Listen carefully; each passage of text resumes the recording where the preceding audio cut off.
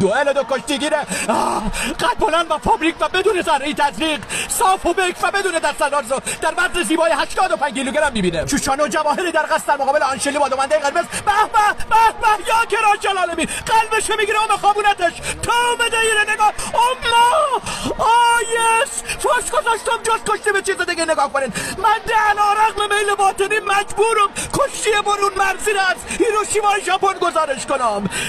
وقتش رسیده که دیوانه بشم و بزنم به سیم آخر. نگاه کنید یا خیلی داغه این کشتی، انقدر داغه که دست و پام شل شده و زبونم قاصر شده. استغفر الله این چی فندیه؟ آبی بسینه قرمز برویه الان ببینم بره دومنده آبی لهش کردی پاشو.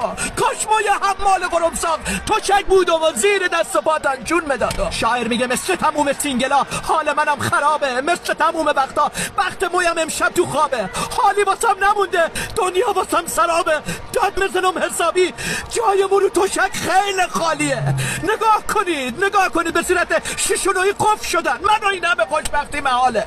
خدا بهت امتیاز مدم. 85 امتیاز به آبی، 75 امتیاز به قرمز. یا موسی کوتاهی دستش بندازه لای جعبه فیزه 206 آلبولی یه خمش رو خم کنه. خواهر اومدن اونجا نه خطاست بی وجدان خطاست.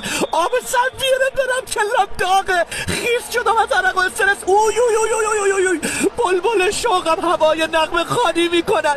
طاقتم لبریز شده سنگ بزنه ناصر کیسه کش بیه باره همون دوش آب زد لازمم. طاقت نبینم دخترم هلوی قهرمانم بره جای فند فیتیلی بش.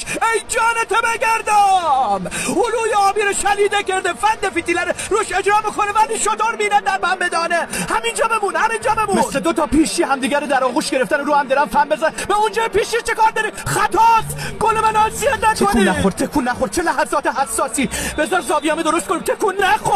آقا دامه بری چی گذاشتی تکون بخورم؟ کاش امشب بیام بخوابم و سنفری با هم بریم شمال کنار دریا کشتی بگیره. یکی برسه به دادم یکی بیه دکمه آف عاشقی ما رو بزنه.